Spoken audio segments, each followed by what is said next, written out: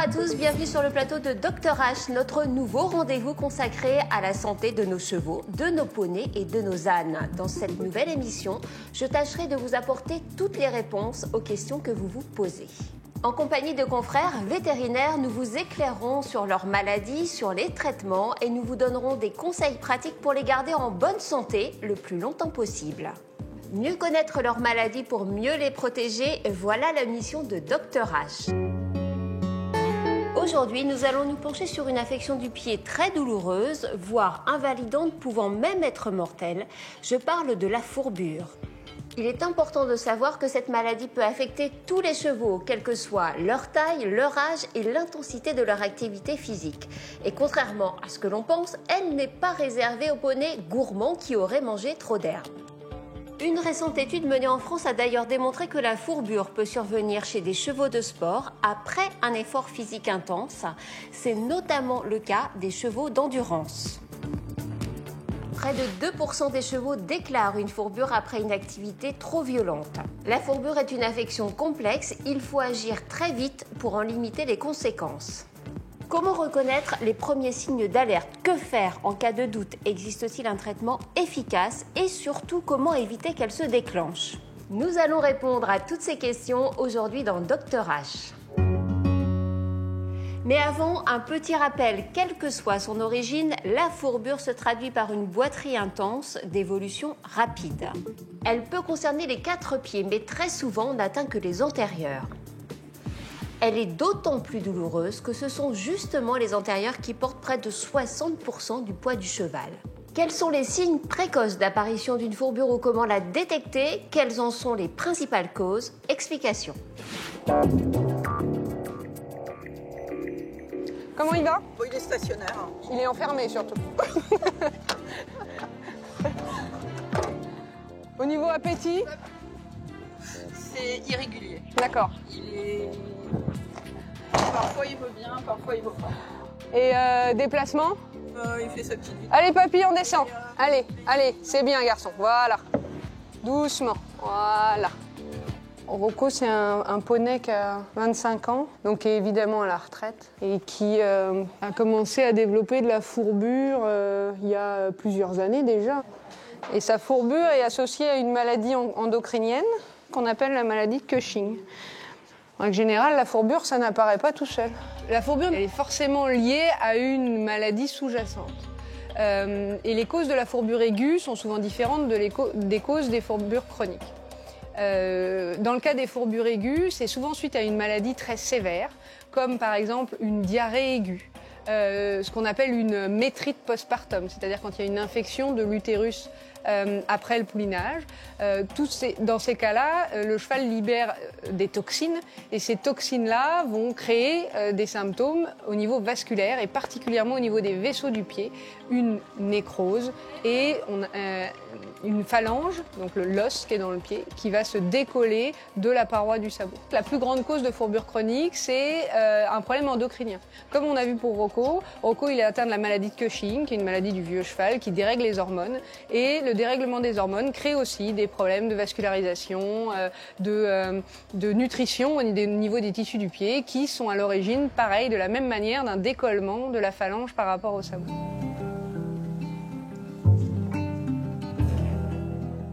La prise de sang, c'est pas vraiment pour la fourbure, parce que la fourbure n'a pas de conséquences particulières au niveau sanguin, mais c'est pour la maladie endocrinienne, donc la maladie de Cushing, qui est à l'origine de la fourbure. Les analyses de sang, ça s'est vraiment bien amélioré. Il y a d'autres causes de fourbure beaucoup moins fréquentes. Il y a la fourbure de non-appui, entre guillemets, c'est-à-dire quand un cheval a une grave maladie sur un pied, qu'il n'arrive plus à poser le pied à cause d'une fracture ou quelque chose comme ça, on peut avoir une fourbure de l'autre côté parce qu'il a tout le temps le pied en appui en permanence. Et la dernière cause, c'est la fourbure d'exercice sur les chevaux de grande randonnée ou notamment sur les chevaux d'endurance. Quoi qu'il arrive, la fourbure, c'est vraiment quelque chose qui implique le pied du cheval et les symptômes principaux sont liés à la douleur que ressent l'animal. Donc le cheval a très mal au sabot, en fait, à l'intérieur du sabot, et donc il a du mal à marcher. Il y a des chevaux qui sont couchés, qui n'arrivent même pas à se relever. Et souvent, on indique que le cheval marche sur des œufs. Ça peut atteindre 2 pieds, les 2 antérieurs, ou voire même les 4 comme dans le cas de Rocco. C'est une fourbure chronique, le cheval n'a pas une douleur intense, mais c'est une douleur qui est vraiment lancinante dans le temps et qui est permanente. Donc si une fourbure aiguë ne s'améliore pas au bout de 10 à 15 jours, on commence à parler de fourbure chronique.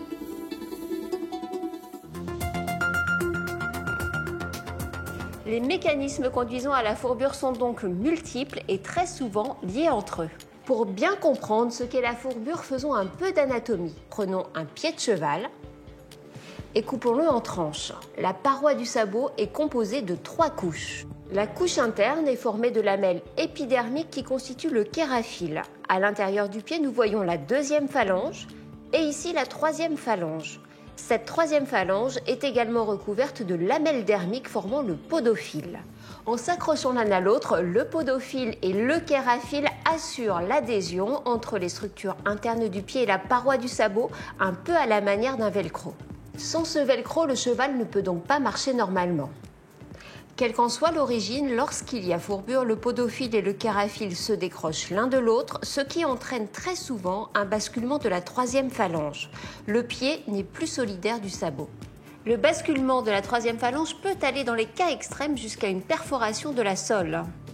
Quoi qu'il en soit, toutes ces modifications à l'intérieur du pied sont responsables d'une inflammation importante et d'une violente douleur. La fourbure est donc une vraie urgence médicale, il faut agir vite.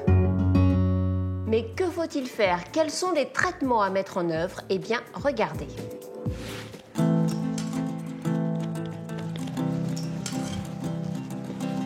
Dans le cadre de fourbure, la douleur, elle est située ce qu'on appelle en pince, c'est-à-dire juste en avant de la fourchette, là, ici.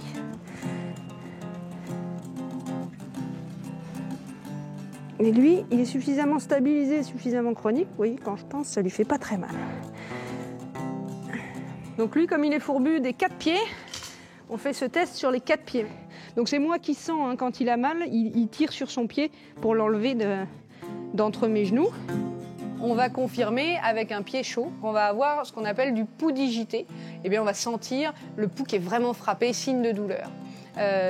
Ça peut aussi être le cas quand on a un abcès de pied, par exemple. Donc il ne faut pas confondre fourbure et abcès de pied, mais souvent les abcès de pied ne sont pas bilatéraux. Dans certains cas, le cheval est tellement mal que certains propriétaires peuvent confondre ça avec des coliques. On peut aussi confondre avec une myopathie, c'est-à-dire un coup de sang. Donc c'est un cheval qui est tout raide, qui ne veut pas se déplacer. Dans le coup de sang, c'est exactement la même chose. Dans le cas d'un animal atteint de fourbure, la principale chose à faire, c'est d'éviter de forcer le cheval à se déplacer. Le cheval, il a une douleur vraiment aiguë. C'est pas compliqué, hein, je pourrais vous expliquer ça en vous disant que son ongle est en train de se décoller de son doigt. Donc tout simplement, le cheval, il n'a pas envie de se déplacer, il faut surtout pas le forcer. Ça ne peut qu'empirer les choses. Il faut chercher à le rendre le plus confortable possible. Plus il va avoir mal, plus il va rétracter ses tendons. Les tendons qui sont situés notamment ici et qui vont tirer encore plus sur la phalange, qui vont favoriser la bascule. Dans le cas de fourbure aiguë, l'utilisation de cryothérapie, entre guillemets, c'est-à-dire de glace ou d'eau froide sur les membres, peut être une solution. Mettre du froid en phase aiguë, c'est positif. Après, quand on veut pousser le diagnostic plus loin, le diagnostic de la fourbure, et notamment dans les phases un peu plus chroniques, on va avoir des lésions radiographiques.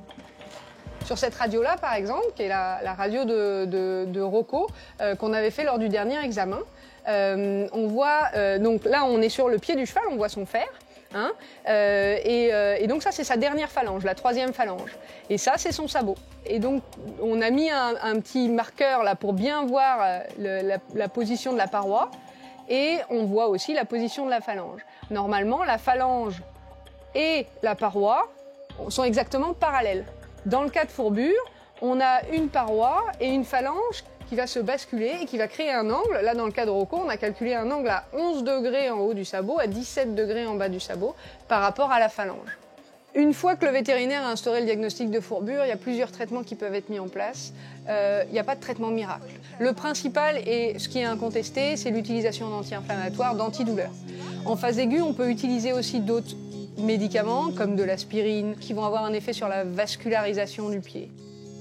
En phase chronique, les anti-inflammatoires sont aussi intéressants, mais on va beaucoup jouer sur le confort et la pousse de la corne. Donc ça va être stimuler la pousse de la corne et énormément de travail avec le maréchal ferrant, de la maréchalerie, pour favoriser une bonne guérison du pied et puis un bon confort de l'animal.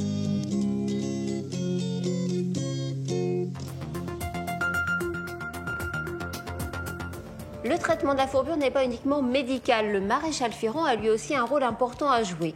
Il peut soulager le sabot au niveau de la pince pour décongestionner le pied et mieux répartir le poids du corps. Ce traitement orthopédique ne doit pas être fait à la légère. Il nécessite l'avis de votre vétérinaire et plusieurs contrôles radiographiques. Dans certains cas, on envisagera simplement de déferrer le cheval. Dans d'autres, au contraire, il faudra le parer et lui mettre une ferrure orthopédique spécifique. S'il faut retenir une chose du traitement, c'est qu'il faut intervenir vite. Parlons prévention maintenant. La fourbure est-elle une fatalité? Y a-t-il des moyens de l'éviter? La réponse en images.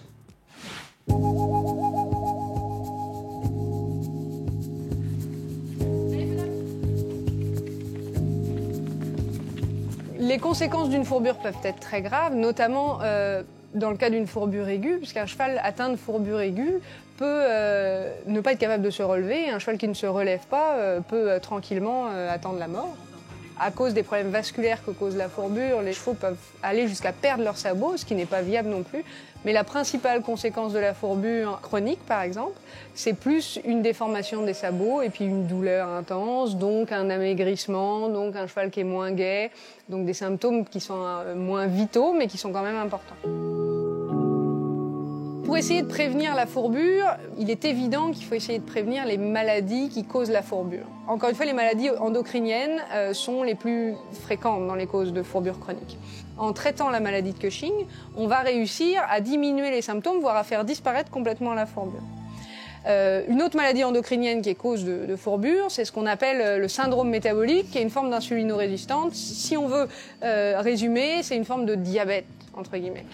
L'équidé qui va être atteint de cette maladie-là, ça va être le poney gras ou pré, qui va beaucoup trop manger et pas assez faire d'exercice. Hein. Comme l'enfant qui regarde trop la télé et boit trop de soda, c'est exactement le même type de maladie. Et donc dans ces cas-là, la prévention principale, c'est de favoriser l'exercice et de limiter le surpoids. C'est très important, notamment dans le cas des races qui sont prédisposées. Principalement, les ânes peuvent l'être aussi, les races lourdes, mais surtout les poneys.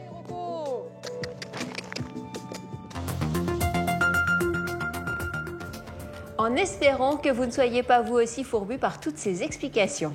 Merci de nous avoir suivis. Vous pouvez retrouver cette émission sur le site internet equidiawatch.fr et n'hésitez pas à nous apporter vos témoignages à l'adresse drh@equidia.fr. À très vite pour un nouveau numéro de Dr H. Bof, je vais la refaire. 6e prise, la vache. À 10, je vous offre le champagne. À 10 par ma faute, hein, attention. Hein. Arrête de me faire des grands yeux, toi. C'est con, hein, elle était bien. Hein,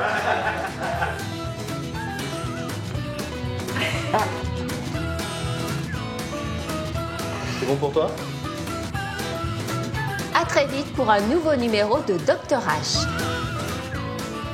Très bien.